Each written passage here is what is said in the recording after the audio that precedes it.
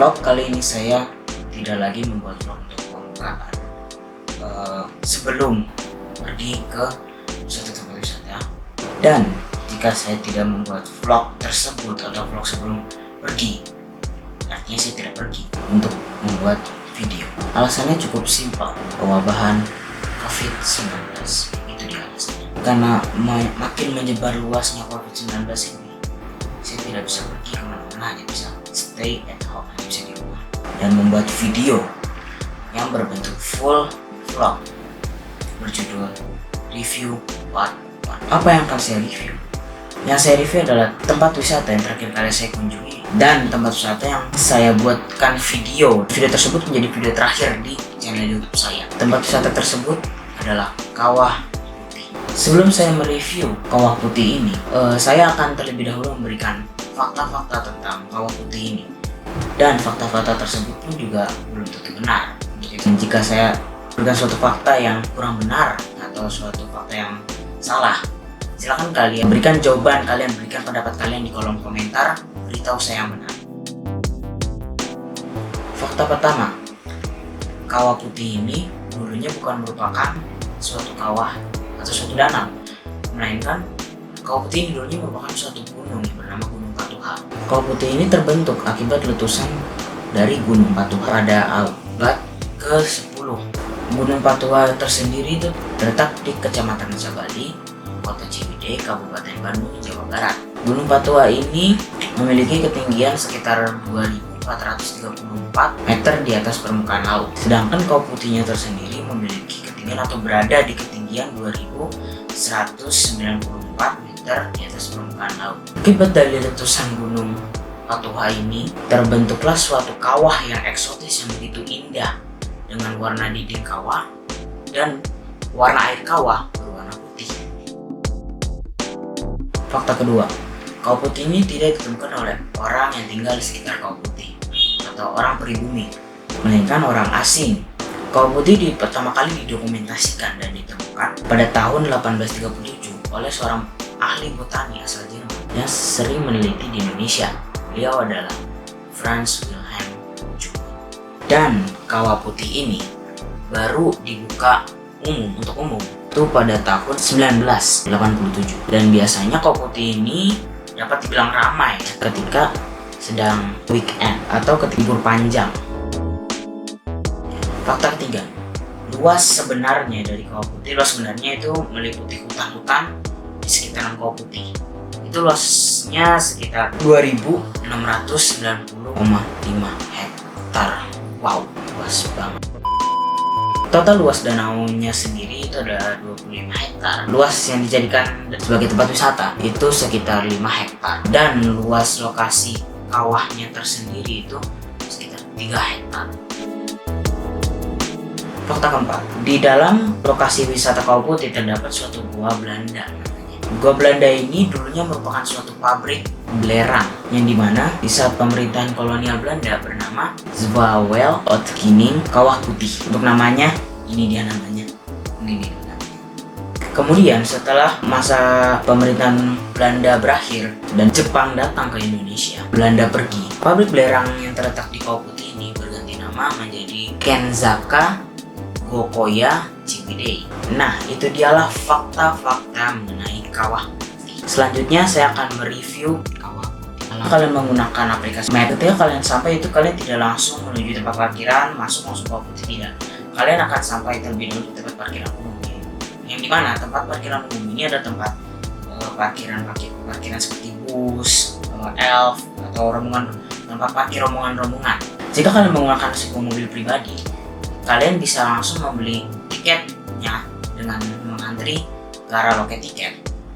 Mengantrinya tidak perlu turun dari mobil, hanya tinggal masuk ke jalur pembelian tiket. Dan jika kalian membawa rombongan, kalian bisa menyewa suatu minibus untuk bisa langsung ke tempat wisata. Mungkin kalian bingung kenapa tidak langsung ke lokasi Kawah Putihnya, mengapa kita harus ke tempat parkiran umum dulu.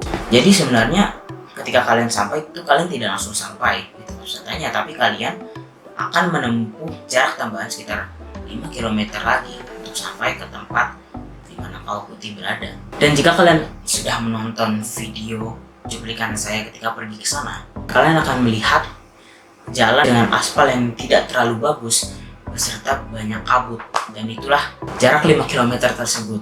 Oh ya, jika kalian belum nonton silahkan kalian nonton, ada di atas. Di mana? Di sini, ada di atas. Setelah kalian menempuh jarak 5 km, itulah baru kalian sampai di parkiran untuk menuju ke Kawah Putih. Jarak antara parkiran dan Kawah Putih dapat dikatakan cukup panjang, karena kalian ketika sampai itu kalian harus menaiki beberapa tangga ke atas, kemudian turun lagi ke bawah. Jika kalian belum lihat, ini dia cuplikannya.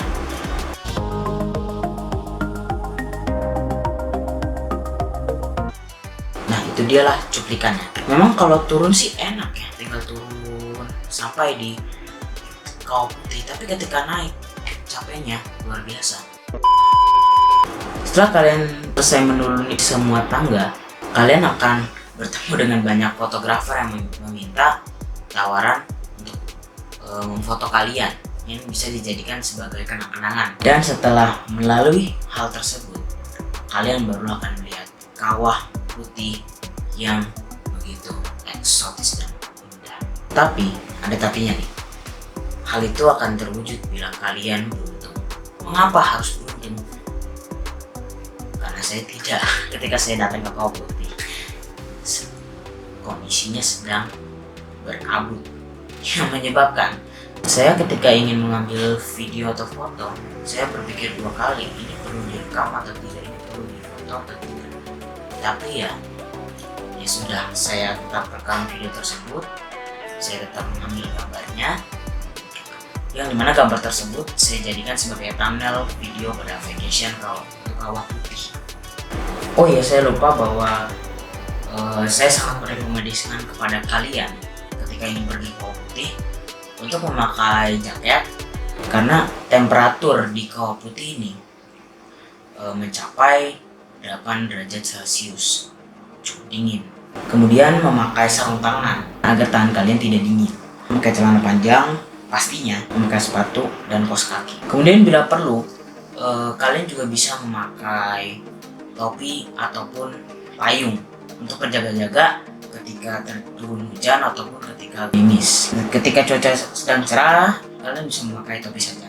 Jika kalian memperhatikan video saya, video vacation ke Kawah Putih, saat itu mungkin ya air belerangnya sedang surut, karena seharusnya di sekitaran jembatan kayu itu langsung air belerang, di bawahnya air belerang, sekitarnya air belerang. Saat saya datang, hanya beberapa daerah yang terdapat air belerang. Dan di vlog saya yang saya sedang nge-vlog bahwa saya sedang berada di Kawah Putih Bandung, itu saya berdiri di tempat yang seharusnya terdapat air belerang. Oh iya, juga nih, kalian mungkin bingung jembatan kayu apa, jembatan kayu seperti apa. Jembatan kayunya itu cukup panjang, menuju hampir ke tengah Kawah Putih, 100 meter lebih mungkin ya.